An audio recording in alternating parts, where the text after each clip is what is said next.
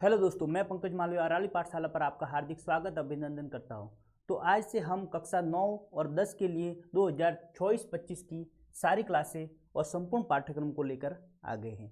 तो इसमें आपको पूरे पाठ्यक्रम के साथ साथ उनके अभ्यास प्रश्नों को, उनके बाद पूरा अभ्यास प्रश्न और पूरा पाठ्यक्रम हो जाने के बाद उनके वन शॉट को, उनके साथ साथ ही हम आपको बोर्ड एग्जाम के प्रीवियस ईयर के प्रश्न पत्र वगैरह सारे आपको करवाने वाले हैं। इसलिए जल्दी से अरावली पाठशाला को सब्सक्राइब कर लीजिए। तो शुरुआत में हम सबसे पहले अपने विज्ञान विषय को लेंगे और उसमें हम सबसे पहले अध्याय केमिस्ट्री वाले पोर्शन में रासायनिक अभिक्रिया एवं समीकरण से स्टार्ट करते हैं। तो शुरू करते हैं अपन। सबसे पहले है अपना अध्याय नंबर फर्स्ट, जिसका नाम है रासायनिक अभिक्रिया एवं समीकरण। रासायनिक अभिक्रिया एवं समीकरण। तो सबसे पहले आप इस शब्द को देखिए जिसका नाम है, क्या नाम है इसका? अभिक्रिया। ये क्या है? अभिक्रिया। क्या होती है अभिक्रिया? तो देखो बच्चों कि अपने इस पूरी प्रकृति में कुछ न कुछ घटनाएं घटित होती रहती है। हर चीज में कुछ न कुछ परिवर्तन होता रहता है। तो इस संसार में जो कुछ भी परिवर्तन हो रहा है या जो कुछ भी घटनाएं घटित हो रही है वो क्या होती है? सामान्य एक अभिक्रिया। जैसे कि किसी का हमने क्या किया, किसी कागज को जला दिया तो ये भी क्या होगी? एक अभिक्रिया होगी। मम्मी ने खाना बना दिया तो ये भी क्या हो गई? एक अभिक्रिया। हमने खाने को खा लिया, ये भी क्या हो गई? एक अभिक्रिया। तो अभिक्रिया सामान्य क्या होगी? अभिक्रिया में हम क्या लिखेंगे? देखो बच्चों, आपको क्या करना है कि जैसे जैसे मैं आपको पढ़ाता हूँ उसके साथ साथ नोट्स लिखवाता हूँ, आपको लिखते जाना है। ये लिखने के बाद पूरे अपना जब पाठ्यक्रम हो जाएगा, पूरा ये पाठ हो जाएगा अपना, उसके बाद अपन क्या करेंगे कि इसके अभ्यास प्रश्नों को लेंगे और उनको अभ्यास प्रश्नों को भी एक एक अभ्यास प्रश्नों को मैं सॉल्व करवाऊंगा। उसके बाद आपको ये अभ्यास प्रश्न हो जाने के बाद इसी प्रकार अपना क्रम चलता रहेगा और पूरा पाठ्यक्रम जब पूरा हो जाएगा तब हम क्या करेंगे कि आपको रिवीजन के लिए इन सब के लिए वन शॉट प्रोवाइड करेंगे, जिसमें एक ही क्लास में आपका पूरा चैप्टर खत्म हो जाएगा। तो जल्दी से आप साथ साथ में लिखते रहना। तो पहला वर्ड है अपना अभिक्रिया। क्या है? अभिक्रिया। तो अभिक्रिया क्या होती है? मैंने आपको बताया कि अभिक्रिया प्रकृति में होने वाले सभी परिवर्तन सामान्य क्या कहलाते हैं? अभिक्रिया के अंदर आते हैं। किसके अंदर आते हैं? अभिक्रिया के अंदर।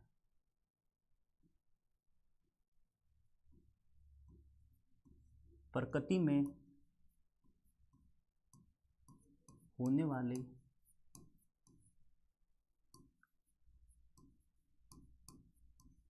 विभिन्न परिवर्तनों को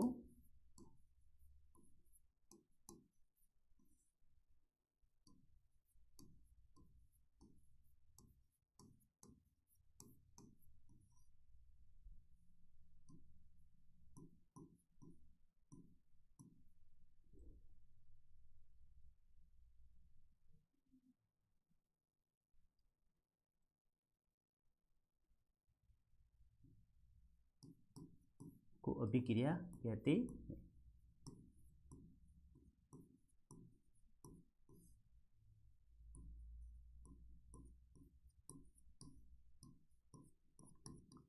अब इसके एग्जाम्पल अपन लिखेंगे कि क्या क्या परिवर्तन होते हैं।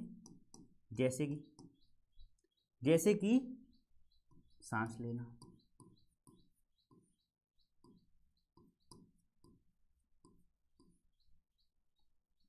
किसी वस्तु का दहन, दहन का मतलब जलना, किसी वस्तु का दहन। उसके बाद अपन खाना खाते तो खाने का पाचन। प्रश्न क्या पूछता है? खाने का पाचन कौन सी अभिक्रिया है? तो इसमें भौतिक अभिक्रिया और रासायनिक अभिक्रिया दोनों होती है। अब भौतिक अभिक्रिया वगैरह क्या होती है मैं आपको आगे समझाता हूँ। अब उसके बाद है श्वसन। अब सांस लेना और श्वसन में भी अंतर है, वो जब आगे मैं आपको बताता हूँ। सांस लेना क्या होता है कि सीधा अपन सांस को ग्रहण कर रहे हैं, ऑक्सीजन ली, कार्बन डाइऑक्साइड छोड़ दी, इसमें किसी भी प्रकार का परिवर्तन नहीं हुआ। लेकिन श्वसन में क्या होगा कि हम सांस लेंगे, ऑक्सीजन गई, ऑक्सीजन जाके क्या करेगी? ग्लूकोज का निर्माण करेगी और CO2 बाहर आएगी, तो उसमें परिवर्तन होगा ऑक्सीजन में। तो श्वसन में क्या होता है और सांस लेने में क्या डिफरेंट होता है। ये होगी अपनी अभिक्रिया। अब ये जो अभिक्रिया होती है, इस अभिक्रिया को दो भागों में बांटा गया है। अभिक्रिया कितने प्रकार की होती है? सामान्य दो प्रकार की। अभिक्रिया कितने प्रकार की होगी? दो प्रकार की। कौन कौन सी दो प्रकार की? एक है रासायनिक अभिक्रिया,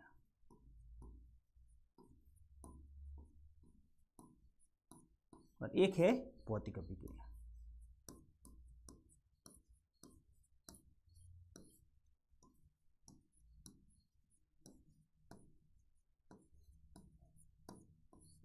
भौतिक अभिक्रिया को आपने कक्षा 9 में अच्छे से पढ़ रखा है।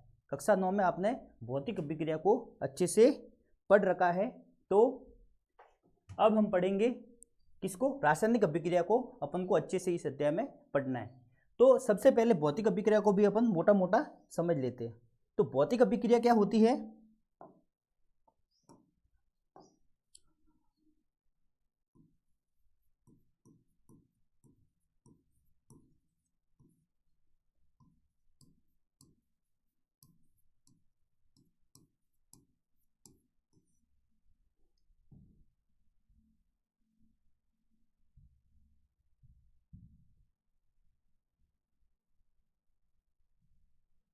भौतिक अभिक्रिया क्या होती है कि इस प्रकृति में या वे अभिक्रिया है जिसमें क्या होता है कि पदार्थ के भौतिक गुणों में परिवर्तन हो जाता है। भौतिक गुणों में परिवर्तन किस प्रकार से होता है कि जैसे मैंने कोई कागज का टुकड़ा लिया और उस कागज के टुकड़ों को क्या कर दिया? उसको फाड़ दिया। फाड़ने पर उसके भौतिक गुण क्या होते हैं जिसे देख के ही अपन को डायरेक्ट ही पता चल जाए, उसके लिए किसी विशेष प्रक्रम की आवश्यकता नहीं होती। जैसे कि उसके आकार में परिवर्तन हो जाए। जैसे कि मैं आपके सामने खड़ा हूं तो मेरी ऊंचाई, मेरी मोटाई, ये सारी क्या होगी? ये मेरे भौतिक गुण है। जैसे कि ये पेन है, पेन को देख के कि इसकी अवस्था कैसी है, ये ठोस अवस्था में है, द्रव अवस्था में है या गैस अवस्था में, तो उसकी अवस्था भी क्या हो जाएगा? उसका भौतिक गुण। फिर ये पेन गर्म है या ठंडी है, तो ये भी क्या हो जाएगा? इसका भौतिक गुण। तो पदार्थ के भौतिक गुणों में परिवर्तन जिसमें होगा वो कौन सी अभिक्रिया कहलाएगी? भौतिक अभिक्रिया कहलाएगी। तो इसमें अपन क्या लिखेंगे कि वह अभिक्रिया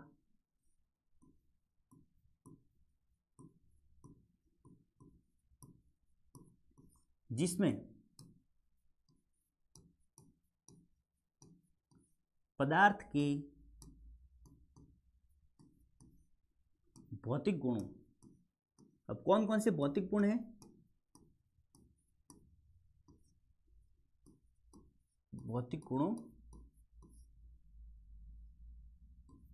ताप,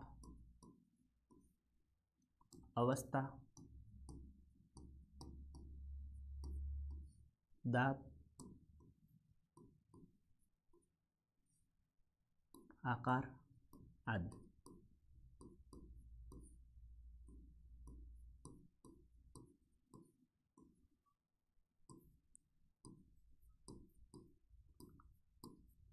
परिवर्तन हो, वो कौन सी अभिक्रिया कहलाती है? भौतिक अभिक्रिया। अब इसमें रंग, आकार में, अवस्था में परिवर्तन तो होता है। जैसे कि मैंने बर्फ को जमा दिया, बर्फ, पानी को क्या किया? मैंने जमाया और क्या बन गया? बर्फ बन गया। लेकिन मैंने वापस बर्फ को अगर क्या करूँ, इसको गर्म करूँ तो वापस उसका पानी बन जाता है। लेकिन देखो पानी भी क्या है? H2 है, बर्फ भी क्या है? H2O। उसके संगठन में या उसके मूल गुण में कोई परिवर्तन इसमें नहीं हो रहा है। कागज को मैंने फाड़ दिया तो कागज के सिर्फ आकार, पहले बड़ा कागज था, अब उसके कागज के छोटे छोटे टुकड़े हो गए। उसके मूल गुण में कुछ भी परिवर्तन नहीं हुआ है। उसका जो मूल संगठन है उसमें कोई परिवर्तन नहीं होता है। और कागज को मैंने पूरा चिपका दिया तो एक बड़ा सा कागज वापस बन जाता है। तो भौतिक अभिक्रियाओं में क्या होगा कि ये, इसका एक एग्जांपल अपन ले लेते हैं पहले। जैसे कि बर्फ,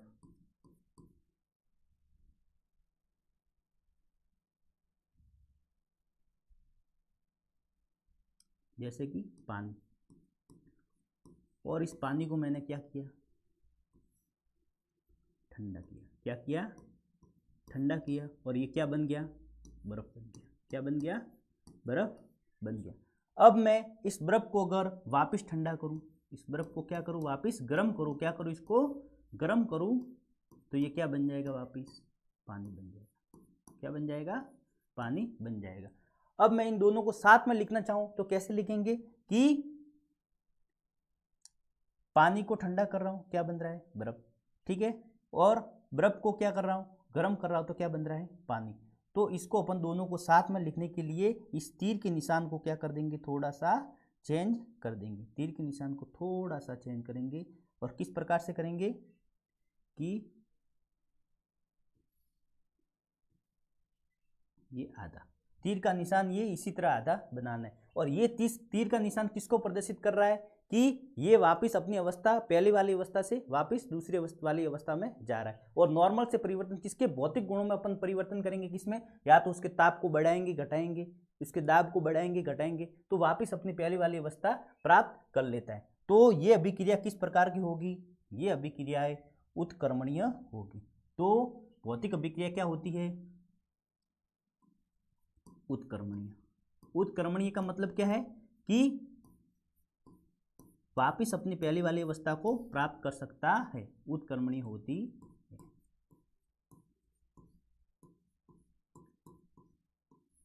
ठीक है, तो भौतिक अभिक्रिया क्या होती है कि वह अभिक्रिया जिसमें पदार्थ के भौतिक गुणों में परिवर्तन होता है। भौतिक गुण कौन कौन से, जैसे ताप है, दाब है, अवस्था है, आकार है, इन सभी में परिवर्तन होता है, वो क्या कहलाता है, भौतिक अभिक्रिया कहलाती है। जैसे कि पानी का बर्फ और बर्फ से पानी बनना, और यह कैसी होती है, उत्क्रमणीय होती है। अब इसके बाद पढ़ेंगे अपन रासायनिक अभिक्रिया। दो प्रकार पढ़े थे अभिक्रिया को, अब वो आएगी अपनी रासायनिक अभिक्रिया, और इसी को अपन को अच्छे से समझना है।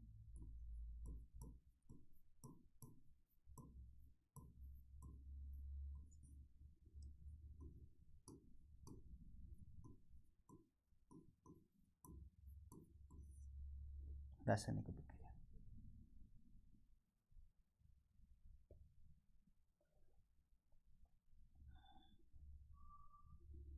रासायनिक अभिक्रिया, रासायनिक अभिक्रिया में क्या होता है कि एक चीज है, एक पदार्थ है या एक से अधिक पदार्थ आपस में मिलेंगे और उसमें इस प्रकार का परिवर्तन होगा। अभिक्रिया का मतलब ही क्या है कि परिवर्तन होना। तो एक पदार्थ स्वयं या फिर एक से अधिक पदार्थ आपस में मिलकर कुछ ऐसा नया पदार्थ बना देंगे जिसका जो मूल संगठन है वो पूरा ही अलग होगा। जैसे कि मम्मी घर पर गई, मम्मी अपने घर पर क्या करती है, सबसे पहले अपन को जैसे पनीर की सब्जी बनानी है तो क्या करेंगे, बाजार से लाएंगे पनीर, पनीर को टुकड़े टुकड़े करेंगे, पनीर को काटा मैंने, क्या हो गया, भौतिक अभिक्रिया उसमें होगी। फिर उसके अंदर मैंने तेल डाला, मसाले वगैरह सारे डाल के मम्मी ने उसको क्या कर दिया, कढ़ाई पे चढ़ा दिया, उसको गर्म कर दिया, और वो पनीर था उसमें पूर्ण रूप से वापस पनीर की सब्जी बन गई। अब वो पनीर की सब्जी बनी है, उससे वापस पनीर बनाना है तो बनेगा, वो नहीं बनेगा। तो इसमें क्या होगा, जब पदार्थ स्वयं अकेला या एक से अधिक पदार्थ आपस में क्या करेंगे, मिलकर अभिक्रिया करके एक नए रासायनिक गुणों वाले पदार्थ का निर्माण कर देते हैं, तो वो अभिक्रिया कौन सी होगी, रासायनिक अभिक्रिया होगी। तो रासायनिक अभिक्रिया में अपन क्या लिखेंगे कि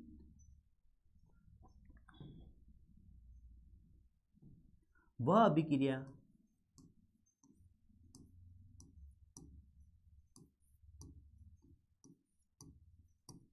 जिसमें पदार्थ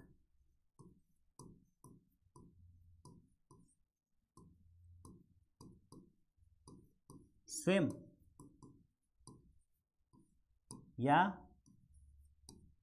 एक से अधिक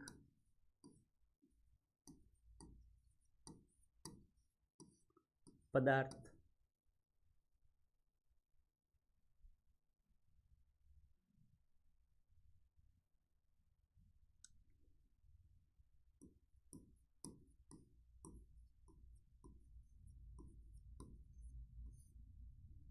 अधिक पदार्थों में परिवर्तन के फलस्वरूप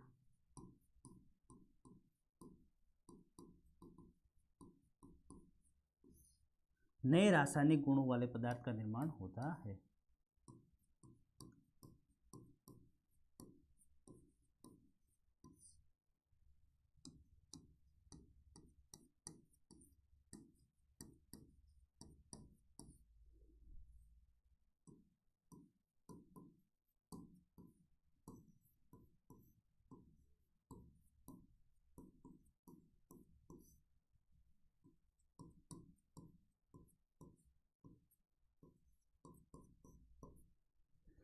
अब इसका एग्जाम्पल, इसका बहुत एक फेमस एग्जाम्पल है जो आपके एनसीईआरटी बुक में दिया, वो एग्जाम में पूछते भी है।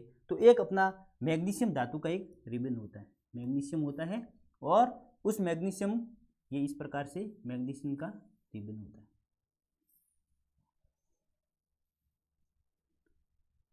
इस मैग्नीशियम रिबन को जब अपन जलाते हैं, क्या करेंगे इसको, जब इसको अपन जलाते हैं, जब इसको अपन क्या करेंगे, जलाएंगे, तो यह कैसी ज्वाला के साथ, श्वेत ज्वाला के साथ जलेगा। किस प्रकार की ज्वाला के साथ जलेगा, यह श्वेत ज्वाला, श्वेत ज्वाला के साथ जलेगा। और जलने के बाद एक सफेद रंग का चूर्ण है, वो इसके जलने से इससे सफेद रंग के चूर्ण का निर्माण होगा। क्या होगा, सफेद रंग के चूर्ण का निर्माण होगा। और ये सफेद रंग का चूर्ण क्या होता है, मैग्नीशियम ऑक्साइड। क्या होता है, मैग्नीशियम ऑक्साइड। और यही सवाल अपने एग्जाम में आता है। क्या पूछेगा कि जब मैग्नीशियम रिबन को जलाया जाता है तो किस पदार्थ का निर्माण होता है। एक उसका या तो रंग पूछेगा कि इसका रंग कैसा है, तो इसका रंग कैसा होगा, सफेद, या सफेद होगा इसका रंग। और क्या बनेगा, मैग्नीशियम रिबन को जलाने पर एक सफेद पदार्थ का निर्माण होता है, उसको क्या कहते हैं, तो मैग्नीशियम ऑक्साइड कहते हैं। तो मैग्नीशियम को अपन लिखते हैं Mg से प्रदर्शित करते हैं। किससे प्रदर्शित करते हैं, Mg से प्रदर्शित करते हैं। फिर उसको अपन को क्या करना है, जलाना है, या जलाना है। तो जलाने पर क्या होगा कि जलाने के लिए, किसी भी वस्तु को जलाने के लिए अपन उसको ऑक्सीजन के साथ अभिक्रिया अपन को करवानी पड़ती है। तो हमने क्या किया, इसको जलाया तो क्या दे दी, इसको ऑक्सीजन दे दी। ऑक्सीजन देने के बाद क्या होगा, परिवर्तन होगा, जलेगा, तो जलना क्या हो गया, परिवर्तन हो गया। तो परिवर्तन को अपन ने तीर से दर्शा दिया। फिर इस किसका निर्माण होगा, MgO, मैग्नीशियम ऑक्साइड का निर्माण हो गया। लेकिन यह अभी समीकरण संतुलित नहीं है, इसको अपन क्या करेंगे, संतुलित। अब समीकरण को संतुलित किस प्रकार से करते हैं वो अपन अगले वीडियो में अच्छे से समझने वाले। अभी के लिए सिर्फ इतना समझ लो कि मैं इसको संतुलित करने के लिए यहाँ पर 2 लगा लेता हूँ और यहाँ पर 2 लगा देता हूँ।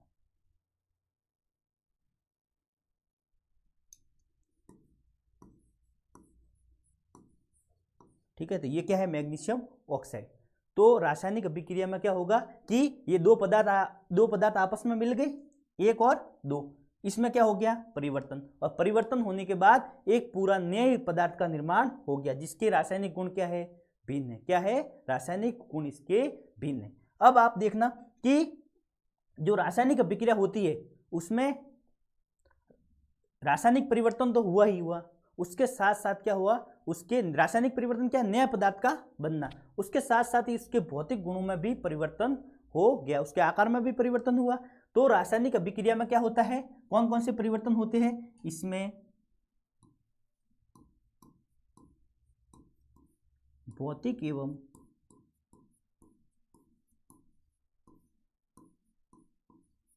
रासायनिक दोनों परिवर्तन होते हैं।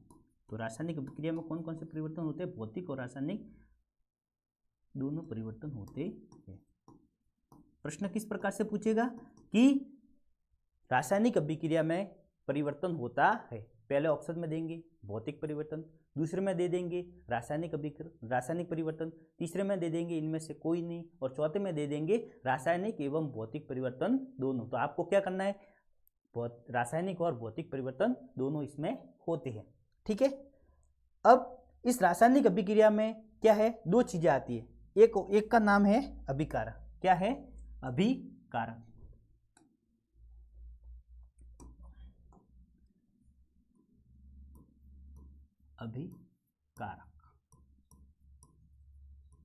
और एक शब्द है उत्पाद।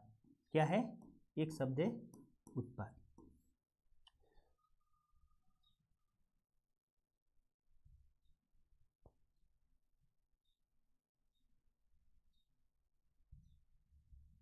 अब इन दोनों शब्दों को अपन को अच्छे से समझना है। तो अभिकारक क्या है, तो रासायनिक अभिक्रिया में ये यहाँ पर आप देखो कि हमने क्या किया था, मैग्नीशियम रिबन को जलाने के लिए सारी जो चीज़ें काम में ली थी, और उसके बाद एक नया पदार्थ बन गया, वो क्या कहलाता है, उत्पाद। तो जिस प्रकार से घर पर हमने सब्जी बनाई थी, सब्जी बनाने के लिए क्या लाया, पनीर लाया था, मसाले लाए थे, तेल लाया था, तो जो जो सामग्री अपन ने काम में ली सब्जी बनाने में, वो सारे तो क्या हो जाएंगे, अभिकारक। और फिर सब्जी बनने के बाद जो नई पनीर की सब्जी बन के अपने सामने आई है, वो क्या हो जाएगा, उत्पाद। क्या हो जाएगा, उत्पाद। तो रासायनिक अभिक्रिया में जिन जिन चीजों को अपन ने उपयोग में लिया या जिन जिन चीजों ने भाग लिया है, वो सारे क्या हो जाएंगे, अभिकारक हो जाएंगे। और रासायनिक परिवर्तन हो गया, उसके बाद क्या बन गई, सब्जी बन गई, या जो नया पदार्थ बन गया उसको अपन क्या बोलेंगे, उत्पाद बोलेंगे। जिस प्रकार से इस अभिक्रिया में हमने क्या लिया, मैग्नीशियम और ऑक्सीजन को लिया, और इन दोनों आपस में क्या की, अभिक्रिया। क्या की, अभिक्रिया या रासायनिक अभिक्रिया की। तो जो जो हमने काम में लिया ये तो क्या हो जाएंगे, ये क्या हो जाएंगे, अभिकारक। क्या हो जाएंगे, अभिकारक। और रासायनिक परिवर्तन हो गया, उसके बाद क्या बनी, नई चीज बनी, वो क्या कहलाता है, उत्पाद। क्या कहलाता है, उत्पाद कहलाता है। तो अब अपन क्या करेंगे, इनकी परिभाषा लिखेंगे। क्या लिखेंगे कि रासायनिक अभिक्रिया में भाग लेने वाले पदार्थ या तत्व क्या कहलाते हैं, अभिकारक कहलाते हैं। ठीक है।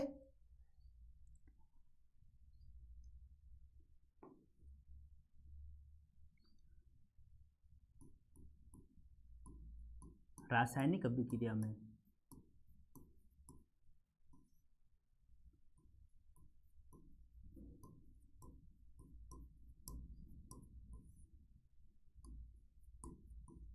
भाग लेने वाले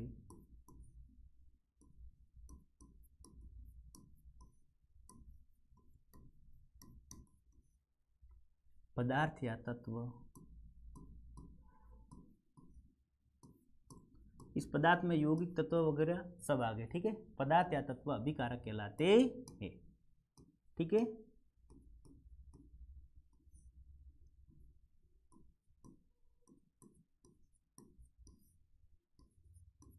फिर उत्पाद में क्या लिखेंगे कि रासायनिक अभिक्रिया के फलस्वरूप बने हुए नए संगठन वाले या नए रासायनिक गुण वाले पदार्थ को क्या बोलते हैं, उत्पाद बोलते हैं। तो अपन क्या लिखेंगे, रासायनिक अभिक्रिया के फलस्वरूप या रासायनिक परिवर्तन के फलस्वरूप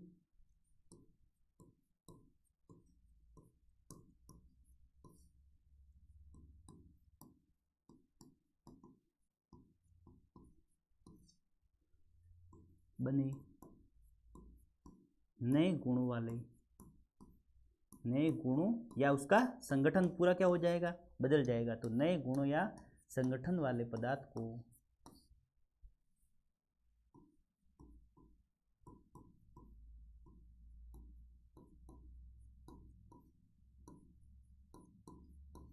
को क्या बोलते हैं, उत्पाद कहते हैं।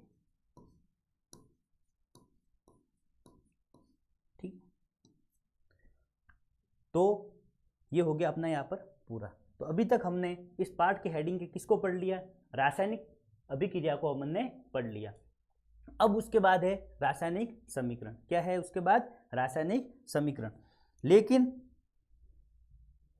इससे पहले अपन एक चीज और पढ़ लेते हैं कि रासायनिक अभिक्रिया हुई उसके समय अपन को ऐसे प्रेक्षण जो अपन को देख के ही पता चलते हैं कि ये रासायनिक अभिक्रिया इसमें हो रही है, या रासायनिक अभिक्रिया में जो फिक्स है, इस प्रकार से किसी न किसी में से एक प्रेक्षण या एक परिवर्तन तो इसमें हो गए। तो रासायनिक अभिक्रिया के प्रेक्षण क्या होते हैं, तो रासायनिक अभिक्रिया में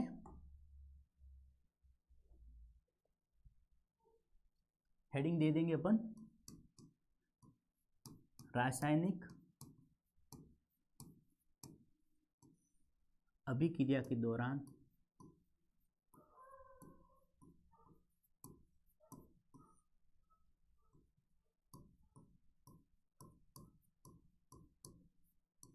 परिवर्तन या परीक्षण।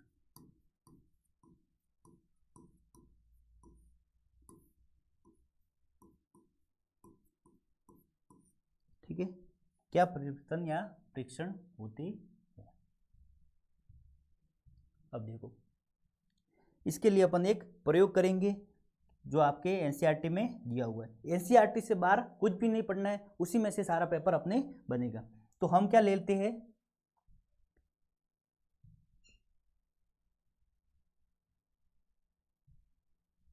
हम सबसे पहले एक क्या लेते हैं, बीकर।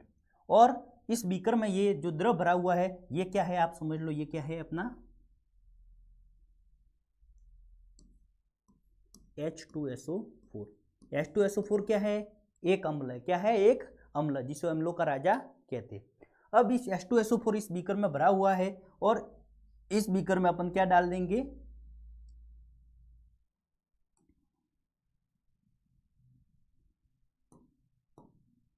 जस्ते के छोटे छोटे कण डाल देंगे। क्या क्या डाल देंगे? जिंक या जस्ते के कण। और जब इस जिंक और जस्ते को डाला जाता है तो क्या होगा? इसमें अभिक्रिया होने लगेगी और इस अभिक्रिया में यहाँ से एक गैस का निर्माण होगा और ये गैस कौन सी बनेगी? हाइड्रोजन गैस, H2 गैस का निर्माण होगा। और उसके साथ साथ थोड़ी सी H2 गैस का निर्माण होगा और इसमें उसके रंग में H2 गैस का निर्माण होगा। तो सामान्य जो रासायनिक अभिक्रिया होती है उसमें क्या होगा? सबसे पहला रासायनिक अभिक्रिया क्या होती है? जिसमें रासायनिक और भौतिक दोनों परिवर्तन होते हैं। तो पहली चीज तो होगी कि इसमें अवस्था में इसका परिवर्तन होगा। तो पहली चीज क्या होगी? अवस्था में परिवर्तन। अवस्था में परिवर्तन होगा। फिर दूसरा है कि उसके रंग में परिवर्तन होगा। सामान्य ये परीक्षण क्या है कि जिसे अपन को देख के ऐसा पता चलेगा कि हाँ इसमें रासायनिक अभिक्रिया हो रही है। उसके रंग में परिवर्तन होगा।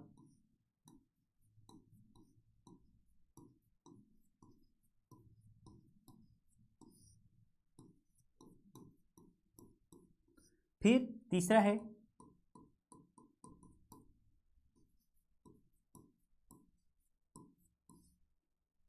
इसमें गैस का उत्सर्जन या निष्कासन होगा। ठीक है। चौथा है इसके तापमान में परिवर्तन होगा। ये पहले क्या था? जिंक अपने सामान्य अवस्था में था, फिर जब इसमें से H2 गैस निकलेगी तो यह कैसा होगा? इसके ताप में परिवर्तन होगा, ये गर्म हो जाएगा। तो इसके तापमान में परिवर्तन।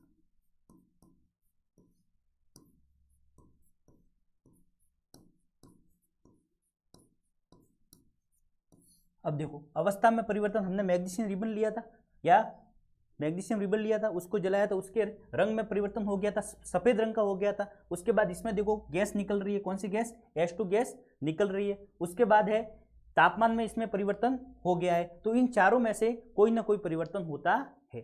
और इसका एग्जाम में प्रश्न किस प्रकार से आएगा कि प्रश्न आएगा रासायनिक परिवर्तन में होता है। क्या होता है? फिर आपको ये चारों ऑप्शन दे देंगे और इसमें से एक अलग ऑप्शन दे देंगे या नीचे लिख देंगे उपयोग सभी। तो आपको किस पर क्लिक करना है कि रासायनिक अभिक्रिया में परिवर्तन होते हैं। अवस्था में परिवर्तन भी होता है, रंग में भी परिवर्तन होता है, गैस में भी परिवर्तन होता है और तापमान में भी परिवर्तन होता है। एक प्रश्न तो ये बनेगा। दूसरा प्रश्न बनेगा अपना यहां से, क्या बनेगा कि जब जिंक या जस्ते को H2SO4 के अम्ल में डाला जाता है तो अभिक्रिया के फलस्वरूप कौन सी गैस का निर्माण होता है? तो आपको ये रखना है हाइड्रोजन गैस का निर्माण होता है। इसका निर्माण होता है, हाइड्रोजन गैस का निर्माण होता है। यहाँ से कितने अपनी 2 प्रश्न बनने की संभावना है। जिस प्रकार से प्रश्न बनते हैं इस प्रकार से अपन को पूरा पाठ पढ़ना है कि लास्ट में जाकर अपन को कुछ भी देखने की जरूरत नहीं पड़े, छोटे से छोटे प्रश्न भी नहीं छूटने चाहिए। अब अपन आगे बढ़ते हैं।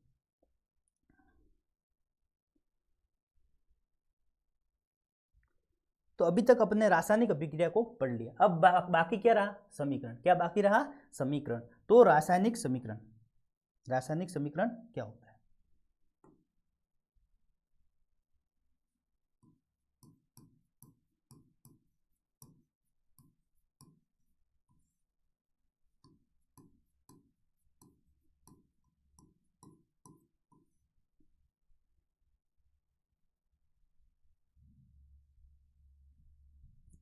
रासायनिक समीकरण क्या होता है कि अब देखो हमने पूरी वो सब्जी वाला पूरा मैटर लिखा था या अपने मैग्नीशियम रिबन को जलाने का मैटर लिखा था कि क्या होगा जब मैग्नीशियम रिबन को लेंगे, उसको ऑक्सीजन के साथ अभिक्रिया करवाएंगे और उसके बाद वो जलेगा और जलने के बाद किसका निर्माण करेगा? मैग्नीशियम ऑक्साइड का निर्माण करेगा। तो ये पूरी क्या है? रासायनिक अभिक्रिया। अब इतनी बड़ी रासायनिक अभिक्रिया लिखी हुई है, इसको अपन को क्या करना है? छोटे से फॉर्म या शॉर्ट फॉर्म में अपन को लिखना है। तो हमने क्या लिखा था कि हमने ले लिया ये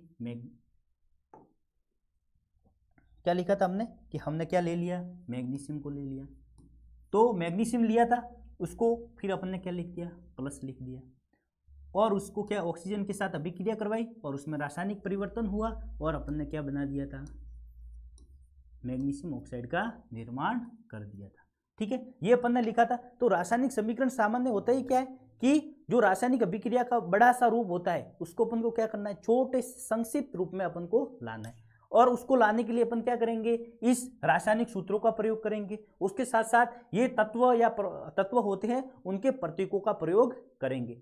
तो रासायनिक समीकरण क्या हो जाता है कि रासायनिक अभिक्रिया को संक्षिप्त या छोटे रूप में लिखना क्या होता है, रासायनिक समीकरण। और इसके लिए अपन किसका उपयोग करेंगे, रासायनिक सूत्रों का प्रयोग करेंगे और प्रतीकों का प्रयोग करेंगे।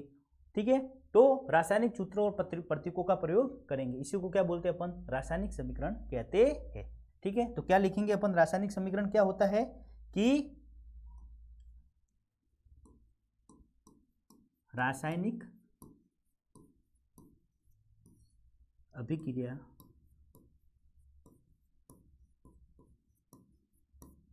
को रासायनिक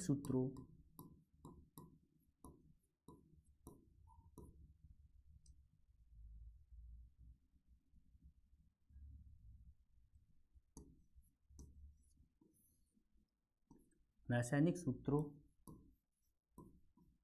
व प्रतीकों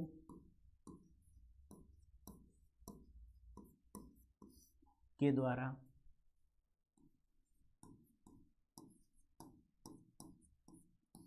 संक्षिप्त का मतलब छोटे रूप में लिखना, संक्षिप्त रूप में लिखना क्या कहलाता है, रासायनिक समीकरण। संक्षिप्त रूप में लिखना ही रासायनिक समीकरण होता है। प्रश्न कैसे पूछेगा, अपने अभी राजस्थान बोर्ड वगैरह में क्या होता है, ऑप्शनल प्रश्न आते हैं। तो उसमें जैसे आपको पूछेगा कि रासायनिक समीकरण रासायनिक अभिक्रिया का रूप है, फिर ब्रैकेट में ऑप्शन में दे देंगे विस्तृत रूप, संक्षिप्त रूप, ठीक है, मिश्रित रूप, और इसमें से कोई नया चौथा ऑप्शन आपको दे देंगे। तो आपको क्या याद रखना है कि रासायनिक अभिक्रिया का कैसा है, संक्षिप्त रूप है, वो क्या है, अपना रासायनिक समीकरण। और इसमें किसका उपयोग किया जाता है, रासायनिक सूत्रों का प्रयोग किया जाता है और प्रतीकों का उपयोग किया जाता है। ये अभिक्रिया अपन ने आपको एग्जाम्पल में लिख देंगे। अब ये जो रासायनिक समीकरण है इसको लिखने के भी नियम है, ऐसे ही कोई रासायनिक समीकरण नहीं बनता है। तो अपन क्या लिखेंगे, रासायनिक समीकरण के नियम क्या लिखेंगे, रासायनिक समीकरण के नियम।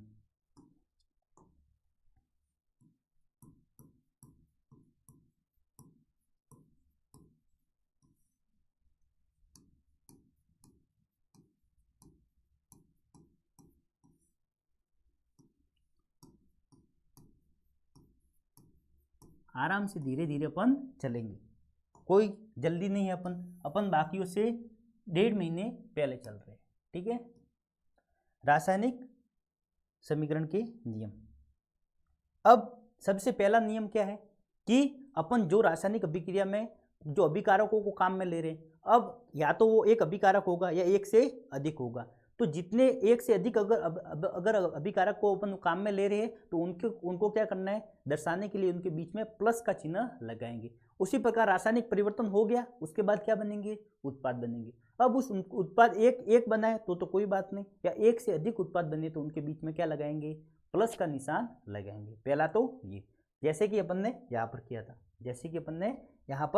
था, यहाँ पर 2 अभिकारक यूज में लिए तो क्या लगाया, बीच में प्लस का निशान।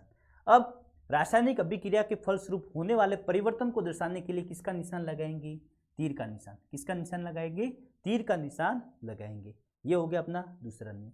तीसरी बात क्या ध्यान रखनी है कि रासायनिक अभिक्रिया में जो अभिकारक होते हैं उनको बाई साइड, ठीक है, और जो उत्पाद होते हैं उनको दाई साइड लिखा जाता है। ठीक है, किस साइड लिखा जाता है, उत्पादों को बाई साइड और उत्पादों को दाई साइड लिखा जाता है। तो अपन एक एक करके लिखते हैं। सबसे पहला क्या लिखेंगे अपन,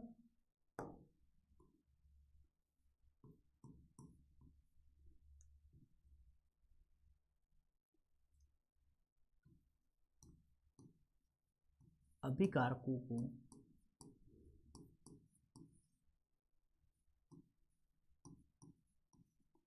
प्लस चिन्ह के साथ, प्लस या योग चिन्ह के साथ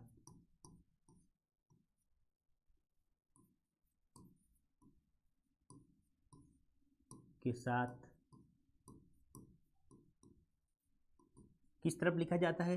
बाई तरफ।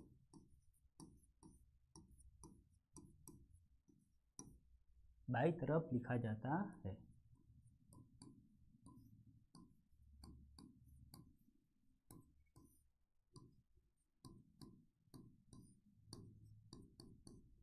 फिर दूसरा, इसी तरह उत्पाद का अपन लिख देंगे कि उत्पादों को भी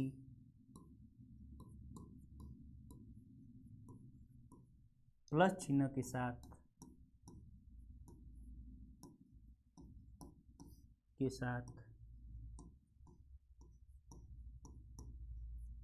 कौन सी तरफ? दाई तरफ या राइट हैंड साइड लिखा जाता है।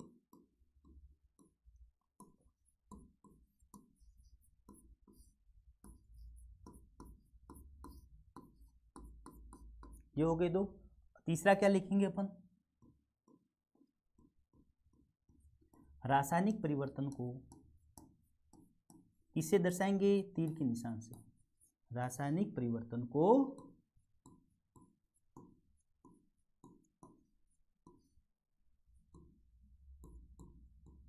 तीर के निशान से प्रदर्शित करते हैं।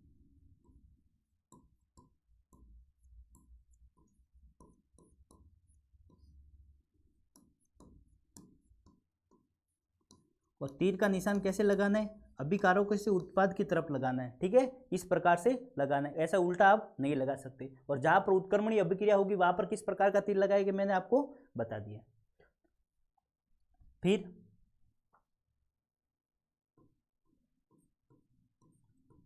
अब रासायनिक अभिक्रिया हो रही है, उसमें अपन ने क्या किया? उसको कभी कभी ताप भी गर्म भी किया था, उसको दाब भी दिया था। तो जो ताप दाब है, उसके बाद उत्प्रेरक क्या होते हैं? जो रासायनिक अभिक्रिया की गति को तेज या धीमा करते हैं उत्प्रेरक को मैं आगे में अच्छे से आपको समझाऊंगा। तो जो ताप है, दाब है, उत्प्रेरकों का अपन प्रयोग करते हैं, वो कहाँ पर लिखेंगे अपन? इस तीर के ऊपर या नीचे की तरफ लिखेंगे। कहाँ पर लिखेंगे? ये जैसे तीर है तो इस तीर के ऊपर लिख देंगे। जैसे अपन ने 200 डिग्री सेल्सियस का तापमान दिया तो 200 डिग्री ऊपर लिख देंगे। ताप 300 एटमॉस्फेयर का ताप दिया तो दाब दिया तो यहाँ पर लिख देंगे। किसी उत्प्रेरक का उपयोग किया तो ऊपर या नीचे लिख देंगे। ठीक है, तो ताप, दाब, उत्प्रेरकों आदि को तीर के निशान से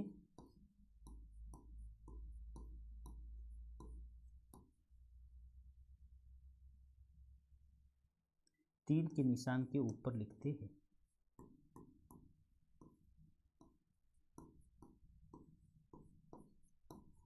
तीर के निशान के ऊपर या नीचे लिखते हैं।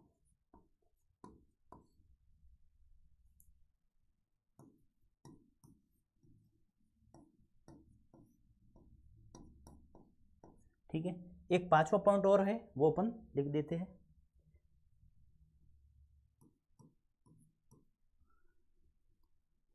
रासायनिक समीकरणों को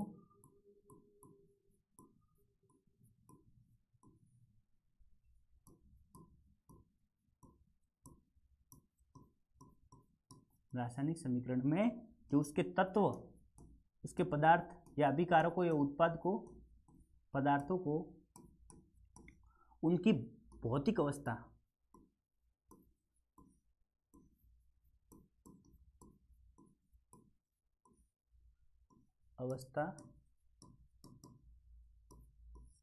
को प्रतीकात्मक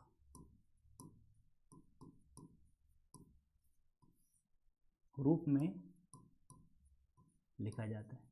अब भौतिक अवस्था को प्रतीकात्मक रूप में किस प्रकार से लिखते हैं कि अपन ने जैसे मैग्नीशियम रिबन को लिया था, वो कैसी अवस्था में था? ठोस अवस्था में। फिर उससे हाइड्रोजन गैस बनी तो वो कैसी अवस्था में थी? गैस अवस्था में। तो अगर कोई ठोस अवस्था में, कैसा है?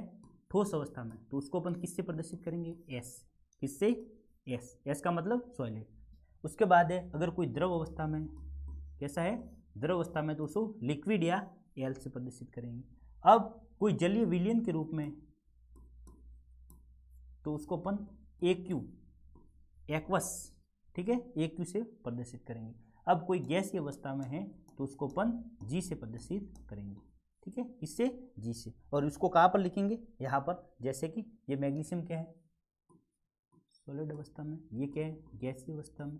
ये क्या बना, मैग्नीशियम ऑक्साइड, ये कैसा है, सॉलिड अवस्था में, ठीक है। तो इस प्रकार से अपन को इसको लिखेंगे। तो रासायनिक समीकरण को लिखने के नियम आपको अच्छे से याद रखने हैं, ठीक है। प्रश्न कैसे पूछ सकता है, बड़े के रूप में, कि किसी भी रासायनिक समीकरण को किस प्रकार से लिखा जाता है। तो आपको ये सारे पांचों पॉइंट आपको लिखने हैं, ठीक है। अब है उसके बाद रासायनिक समीकरण को अपन ने लिख लिया। अब इसके बाद अपन पढ़ेंगे रासायनिक समीकरणों को संतुलित किस प्रकार से किया जाता है। तो अगला पॉइंट अपना क्या होगा कि रासायनिक समीकरणों को संतुलित करना।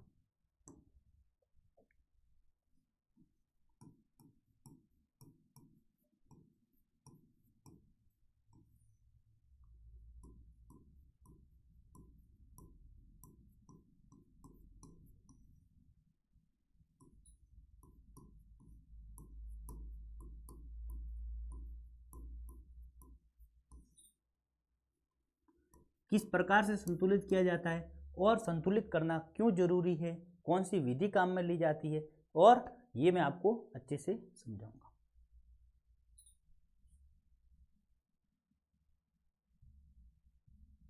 रिकॉर्ड हो रहा है, ठीक। अब रासायनिक समीकरण को संतुलित करना। अब रासायनिक समीकरण को संतुलित करना है क्या, तो एक अपने द्रव्यमान संरक्षण का नियम आपने कक्षा 9 में पढ़ा होगा, द्रव्यमान संरक्षण का नियम। अब द्रव्यमान संरक्षण का नियम क्या कहता है कि किसी भी रासायनिक अभिक्रिया में ना तो क्या होगा, किसी पदार्थ का निर्माण होगा और ना ही कोई पदार्थ नष्ट होगा। मतलब रासायनिक अभिक्रिया के पहले जितने पदार्थ का द्रव्यमान था उतना का उतना रासायनिक अभिक्रिया होने के बाद ही पदार्थ का, उसके बाद में जो उत्पाद बनेंगे उनका भी द्रव्यमान इतना ही होना चाहिए, वो द्रव्यमान कम नहीं हो सकता।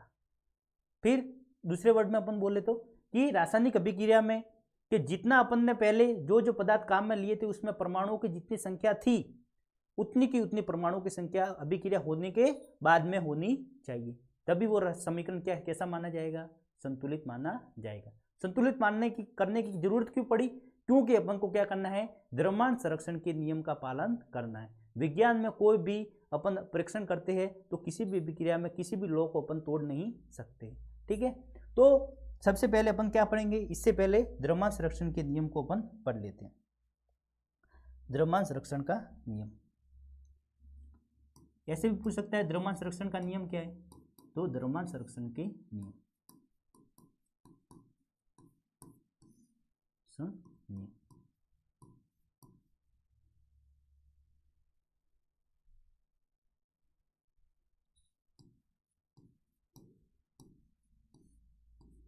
द्रव्यमान संरक्षण का नियम क्या है कि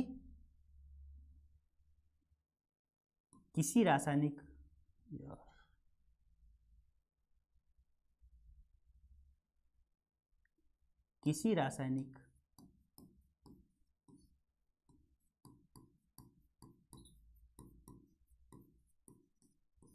अभिक्रिया में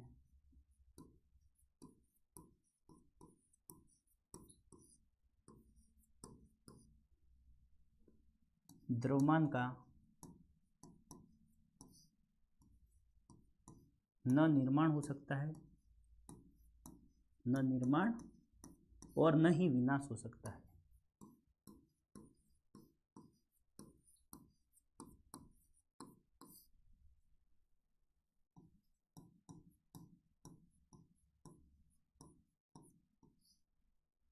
मतलब कि अर्थात अभिकारकों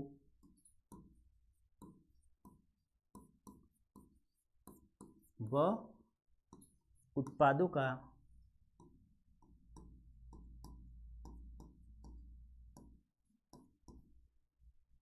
द्रव्यमान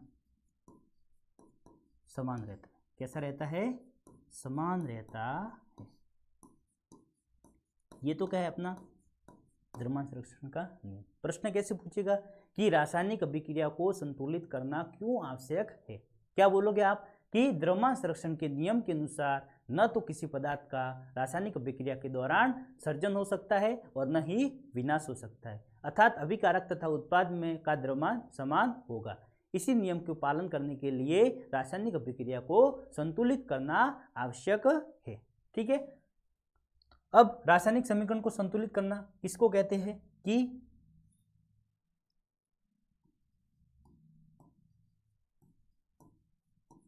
रासायनिक समीकरण, संतुलित समीकरण किसको बोलते हैं कि अभिकारकों व उत्पादों में उत्पादों के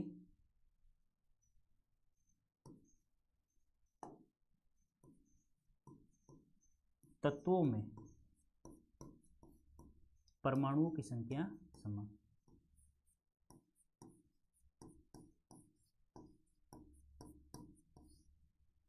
की संख्या समान हो, उसे क्या बोलते हैं अपन संतुलित समीकरण बोलते हैं। उसको क्या बोलते हैं अपन समीकरण, संतुलित समीकरण बोलते हैं। ठीक है, तो संतुलित समीकरण किसको बोलते हैं जिसमें क्या हो अभिकारकों व उत्पाद में तत्वों के परमाणुओं की संख्या समान हो।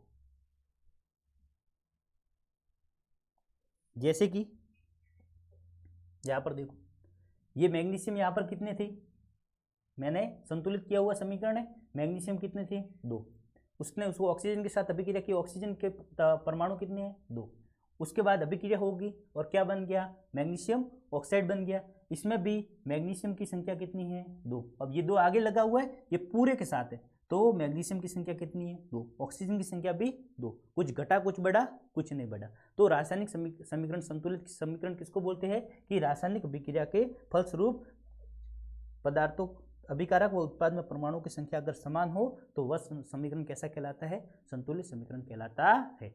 अब इसके आगे की वीडियो में अपन पढ़ेंगे कि रासायनिक समीकरण को संतुलित किस प्रकार से करते हैं, उसमें अपन दोनों मेथड पढ़ेंगे। सबसे पहला आपके जो बुक में दिया हुआ है उसको भी पढ़ना जरूरी है और क्यों पढ़ना जरूरी है वो मैं आपको बताऊंगा। उसके बाद है अपन को क्या करना है, उसको समीकरण संतुलित करने की शॉर्ट विधि पढ़नी है। तो मिलते हैं आपको अगली क्लास में। तो अरावली पाठशाला को सब्सक्राइब कीजिए, पूरे लेक्चर को शेयर कीजिए और साथ ही साथ हमसे जुड़ जाइए। टेलीग्राम चैनल पर आपको इसकी PDF मिलने वाली है, टेलीग्राम पर जाइए और वहाँ पर अरावली पाठशाला नाम से चैनल आपको सर्च करना है और उसमें इस प्रकार का AP का लोगो आएगा और उसको आपको क्या करना है ज्वाइन कर लेना है, वहीं पर आपको सारी PDF मिलेगी। तो मिलते हैं अगली क्लास में, धन्यवाद।